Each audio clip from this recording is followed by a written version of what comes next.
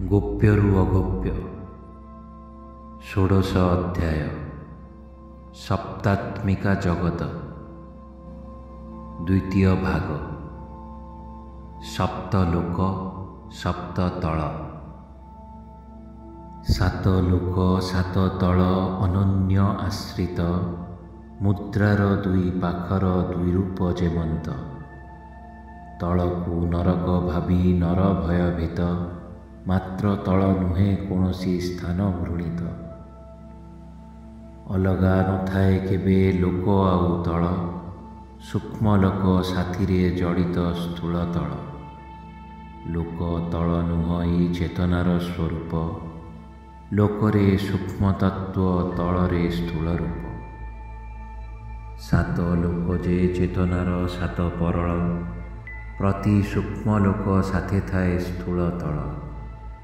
ଜନ୍ମ ଜନ୍ମାନ୍ତରେ ହୁଏ ପ୍ରଗତି ନରର, ସୂକ୍ଷ୍ମ ଚେତନା ଜୀବର ହୁଏ ସୂକ୍ଷ୍ମତର।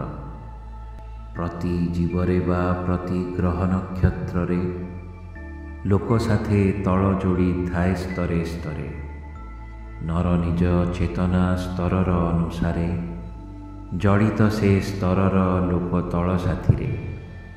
ସାତ ଲୋକ କ୍ରମରେ ସୂକ୍ଷ୍ମରୁ ସୂକ୍ଷ୍ମାତୀତ, ଭୂଠାରୁ ସତ୍ୟଲୋକ ଯାଏଁ ବିକଶିତ। ଭୂଃ ଭୁବ ସ୍ୱଃ ଲୋକରେ ଚେତନା ସୀମିତ, ମହଜନ ତପରେ ଚେତନା ସୂକ୍ଷ୍ମାତୀତ। ଅତଳ ଜଡ଼ିତ ସତ୍ୟ ଲୋକର ସାଥିରେ, ପଞ୍ଚଭୂତର କଳ୍ପନା ହେଲାଏ ଲୋକରେ। ବ୍ରହ୍ମାଙ୍କ ସୃଷ୍ଟିରେ ସୂକ୍ଷ୍ମତମ ସତ୍ୟଲୋକ, ସତ୍ୟଲୋକର ଚେତନା ଅତି ଆଧ୍ୟାତ୍ମିକ। ନିମ୍ନ ଲୋକ ଓ ତଳକୁ କରେ ପ୍ରଭାବିତ, ଊର୍ଦ୍ଧ୍ୱେ ସ୍ଥିତ ଲୋକ ତଳର ଚେତନା ସ୍ରୋତ। ସତ୍ୟଲୋକ ପଥେ ଚଳିବା ବେଳେ ନରାତ୍ମା, ଅନ୍ୟ ଛଅ ଲୋକର ପାଇଥାଏ ଅଭିଜ୍ଞତା। ଜନଲୋକ ଓ ତଳର ଚେତନା ତରଙ୍ଗ, ନିମ୍ନସ୍ଥ ଲୋକ ତଳକୁ କରେ ପ୍ରଭାବିତ। ପୂର୍ଣ୍ଣ ରୂପେ ସୃଷ୍ଟି ହେବା ଆଗରୁ ଅତଳ, ଅତଳ ନୁହେଁ ସମ୍ପୂର୍ଣ୍ଣ ରୂପେ ଏକ ତଳ। ତପଲୋକ ସାଥେ ଜଡ଼ିତ ସୂକ୍ଷ୍ମ ବିତଳ, ଅଜାତ ଭୂତ ଦ୍ରବ୍ୟର ସୃଷ୍ଟିକାରୀ ତଳ। ତପଲୋକର ନିବାସୀ ସଦା ତପଶୀଳ, ଶରୀର ତାଙ୍କର ଦିବ୍ୟ ଆଭାରେ ଉଜ୍ଜ୍ୱଳ। ଜନଲୋକର ସାଥିରେ ସୁତଳ ଜଡ଼ିତ, ସୁତଳର ଭୂତଦ୍ରବ୍ୟ ଅଟେ ସୋମତତ୍ତ୍ୱ। ଜନଲୋକ ବିଶ୍ୱର ରୂପରେଖା ବନିଲା, ଆଗତ ବିଶ୍ୱର ଚିତ୍ରପଟ ସୃଷ୍ଟି ହେଲା। ମାନସୀ ସୃଷ୍ଟିର କଳ୍ପନା ବ୍ରହ୍ମାଙ୍କର, ସୂକ୍ଷ୍ମ ରୂପେ ବନି ପରେ ନେଲା ସ୍ଥୂଳାକାର। ଯୌନିକର ପୂର୍ବେ ଥିଲା ଅଯୌନିକ ଜନ୍ମ, ବ୍ରହ୍ମାଙ୍କର ଚାରି କୁମାରଙ୍କ ହେଲା ଜନ୍ମ। ବ୍ରହ୍ମାଙ୍କ ମାନସ ପୁତ୍ର ସନତ କୁମାର, ସନକ ସନନ୍ଦ ସନାତନ ନାମର। ବ୍ରହ୍ମାଙ୍କ ମାନସ ପୁତ୍ର ଜନଲୋକାବାସୀ, ସ୍ଥୂଳ ଦେହ ବିନା ସୂକ୍ଷ୍ମ ଶରୀର ନିବାସୀ। ମହାଲୋକର ସାଥେ ଜଡ଼ିତ ରସାତଳ, ରସାତଳର ଦ୍ରବ୍ୟ ଯେ ତେଜ ଓ ଅନଳ। ମହାଲୋକରେ ଭ୍ରମଣ ମୁକ୍ତ ଜୀବଙ୍କର, ମହାଲୋକ ଯେ ମାନସ ଚେତନାର ଦ୍ୱାର। ମହର୍ଲୋକର ନିବାସୀ ଆଦି ଋଷିଗଣ, ଭୃଗୁ ଆଦି ସପ୍ତ ଋଷି ପୁଣି ପିତୃଜନ। ମହର୍ଲୋକ ସିଦ୍ଧ ସନ୍ଥଙ୍କ ଦିବ୍ୟ ବସତି, ଦିବ୍ୟ ଆଉ ସୂକ୍ଷ୍ମ ଶରୀରରେ ବିଚରନ୍ତି। ମହଲୋକ ନୁହେଁ ଭୂ ଭୁବଲୋକର ପରି, ଦିଶେନା ସାମାନ୍ୟ ଆଖିରେ କ୍ଷେତ୍ରର ପରି। ମହଲୋକର ନିବାସୀ ଜୀବନ୍ମୁକ୍ତ ଗଣ, ସିଦ୍ଧ ସନ୍ଥ ଅବା ଯିଏ ପାଇଛି ନିର୍ବାଣ। ସେମାନେ ପରମାନନ୍ଦ ସ୍ଥିତିରେ ଥାଆନ୍ତି, ପ୍ରଭୁଙ୍କ ଦୃଷ୍ଟିରେ ଦିବ୍ୟ ଲୀଳା ଦେଖୁଥାନ୍ତି। ଅନ୍ୟର ଦୁଃଖରେ ଯେବେ ହୁଅନ୍ତି କାତର, ନରଜାତି ପାଇଁ ଆସି କରନ୍ତି ଉଦ୍ଧାର। ନିଜ ଇଚ୍ଛାରେ ଶରୀର କରନ୍ତି ଧାରଣ, ସଦ୍ଗୁରୁ ରୂପେ ଆସିଥାନ୍ତି କୃପା ଘନ। ଧରାରେ ଜନ୍ମ ନେଇ ନର ଶରୀରରେ ଲାଗନ୍ତି ପାପୀ ଓ ଦୁଃଖୀଙ୍କର ଉଦ୍ଧାରରେ। ଧରାର ବିଭିନ୍ନ ସ୍ଥାନେ ସଦଗୁରୁମାନେ ଜନ୍ମ ଲଭନ୍ତି ଇଚ୍ଛିତ କାଳେ ଓ ସ୍ଥାନେ। ଧରାପୃଷ୍ଠେ ସଭ୍ୟତାର ଆଣନ୍ତି ପ୍ରଗତି, ପୁରୁଣା ସମାଜକୁ ନବ ରୂପେ ଗଢ଼ନ୍ତି।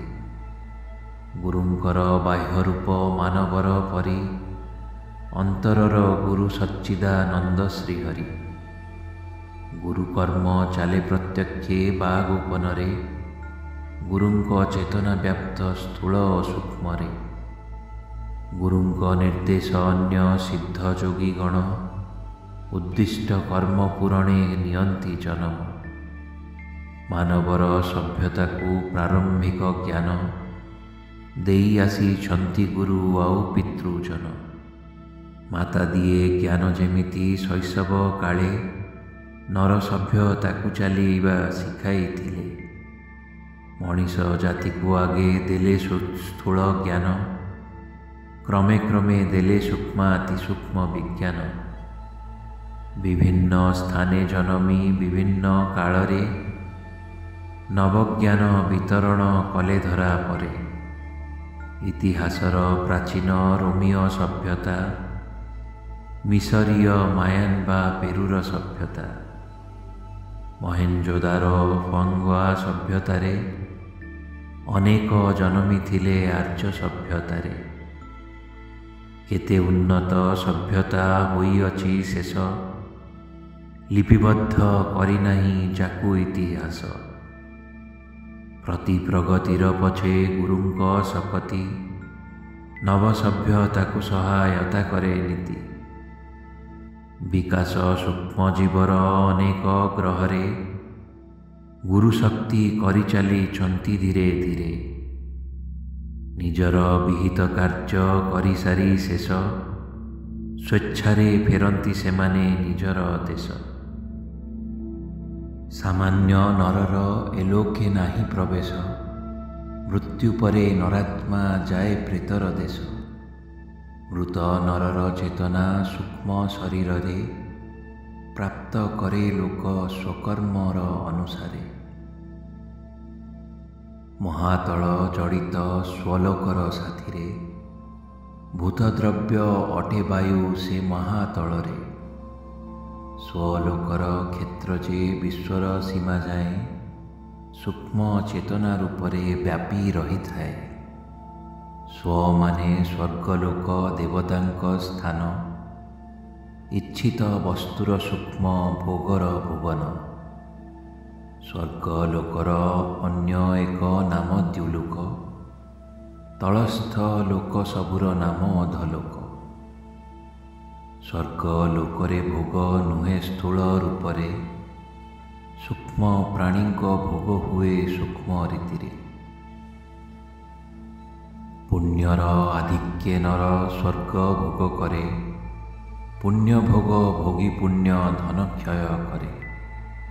ସ୍ୱର୍ଗ ବା ନର୍କଲୋକ ଭୋଗିବାର ହିଁ ସ୍ଥାନ, ପୃଥିବୀ ପରିତ ହିଁ ହୁଏ ନା ପାପ ପୁଣ୍ୟ। ସ୍ୱର୍ଗରେ କୃତ କର୍ମରୁ ପୁଣ୍ୟ ନ ଜନମେ, ସ୍ୱର୍ଗରେ କୃତ କର୍ମରୁ ପାପ ବି ନ ବନେ। ଦେହ ଧରିଥାଏ ଜୀବ ପ୍ରାରବ୍ଧାନୁସାରେ, ପାପ ଓ ପୁଣ୍ୟକୁ ଜୀବ ଭୋଗେ ଧରା ପରେ। ପୁଣ୍ୟ ବେଶୀ ଥିଲେ ବେଶୀ କାଳ ସ୍ୱର୍ଗ ମିଳେ, ଜୀବକୁ ଇଚ୍ଛିତ ଆନନ୍ଦ ଓ ଭୋଗ ମିଳେ। ମୃତ୍ୟୁ ପରେ ସ୍ୱର୍ଗ ସୁଖ ସଭିଏ ଲୋଡ଼ନ୍ତି, ସ୍ୱର୍ଗ ପରେ ମୋକ୍ଷ ମିଳିବ ବୋଲି ଭାବନ୍ତି। ସ୍ୱର୍ଗ ଅଟେ ଭୋଗସ୍ଥାନ ନୁହେଁ ମୋକ୍ଷ ସ୍ଥାନ, ସ୍ୱର୍ଗ ଭୋଗ ପରେ ନରର ପୁନର୍ଜନ୍ମ। ସ୍ୱର୍ଗ ଭୋଗ ପାଇଁ ଲୋଡ଼ା ଯେମିତି ଶରୀର, ଦିବ୍ୟ ଆଉ ସୂକ୍ଷ୍ମ ଦେହ ବନେ ସେ ପ୍ରକାର। ସ୍ଥୂଳ ଦେହ ବିନା ପୁଣ୍ୟ କର୍ମ ହୁଏ ନାହିଁ, ଆସନ୍ତି ଦେବତା ତେଣୁ ନର ଦେହ ନେଇ। ପ୍ରାଣଦାୟୀ ସୋମତତ୍ଵ ପ୍ରବଳ ସ୍ୱର୍ଗରେ, ତେଣୁ ସୂକ୍ଷ୍ମ ଦେହ ଥାଏ ତରୁଣାବସ୍ଥାରେ।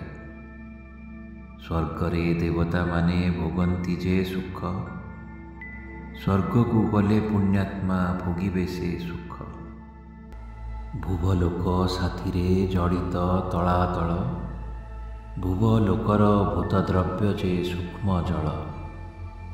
ଭୂଲୋକ ସାଥିରେ ପାତାଳ ସମ୍ବନ୍ଧିତ, ପାତାଳର ଦ୍ରବ୍ୟ ଅଟେ ଯେ ଧରାର ତତ୍ତ୍ୱ। ପତତ୍ ଶବ୍ଦରୁ ହୋଇଲା ପାତାଳ ନାମ, ଆଧ୍ୟାତ୍ମିକ ଚେତନାର ପତ୍ତନର ସ୍ଥାନ। ପତିତ ଜୀବନ ବସ୍ତୁବାଦୀ ଚେତନାର, ତେଣୁ ପାତାଳ ବା ନରକ ନାମ ତାର। ବସ୍ତୁବାଦୀ ଚେତନା ପ୍ରବଳ ଏହି ସ୍ଥାନେ, ଆଧ୍ୟାତ୍ମିକ ଚେତନା ଥାଏ ଅତି ନିମ୍ନେ। ଭୂଲୋକ ମରଣାଧୀନ ପ୍ରାଣୀଙ୍କର ସ୍ଥାନ, ଧରା ଓ ବାୟୁମଣ୍ଡଳ ଏହାର ଅଧୀନ। ଭୂର୍ଦ୍ଧ୍ୱେ ଭୁବ ଅଟେ ଲୋକସିଦ୍ଧଙ୍କର, ଭୁବ ମାନେ ସୂକ୍ଷ୍ମ ବାୟୁ ତତ୍ତ୍ୱ ଏ ଲୋକର। ଧରାରୁ ରବିର ଯାଏଁ ଏହାର ବିସ୍ତାର, ନଭରେ ସୌରଚକ୍ରର ଯେଯାଏଁ ବିସ୍ତାର। ସୂର୍ଯ୍ୟମଣ୍ଡଳର ଚକ୍ରାକାର ସୀମା ଯାଏଁ, ଦୃଶ୍ୟ ଅଦୃଶ୍ୟ ସବୁ କିଛି ଭୂଲୋକେ ଥାଏ। ଆଦିତ୍ୟମଣ୍ଡଳଠାରୁ ଧ୍ରୁବତାରା ଯାଏଁ, ଭୁବଲୋକ ଊର୍ଦ୍ଧ୍ୱ ଆକାଶରେ ବ୍ୟାପୀ ଥାଏ। ଭୂ ଭୁବ ଆଉ ସ୍ୱ ତିନି ଲୋକ ଯେ ନିମ୍ନର, କ୍ଷୟ ହୁଅନ୍ତି ପ୍ରଳୟେ ନୁହନ୍ତି ଅକ୍ଷର। ଦିବ୍ୟ ସୂକ୍ଷ୍ମ ବ୍ରହ୍ମଲୋକ ବ୍ରହ୍ମାଙ୍କର ଘର, ବୀଜ ରୂପେ ଥାଏ ଯହିଁ ତତ୍ତ୍ୱ ବ୍ରହ୍ମାଣ୍ଡର। ସାତ ଲୋକ ମିଶି ସାତ ତଳର ସାଥିରେ, 14 ଭୁବନ ବୋଲି ପ୍ରଖ୍ୟାତ ଧରାରେ। ସାତ ଲୋକ ଓ ତଳରେ ସିଦ୍ଧଙ୍କ ଭ୍ରମଣ, ସ୍ୱେଚ୍ଛାରେ ସୂକ୍ଷ୍ମ ଦେହରେ କରନ୍ତି ଗମନ। ଲୋକ ଆଉ ତଳ ନୁହେଁ ଅନନ୍ୟ ଆଶ୍ରିତ, ବିଶ୍ୱ ଗଠନର ଦୁଇ ଆବଶ୍ୟକ ତତ୍ତ୍ୱ।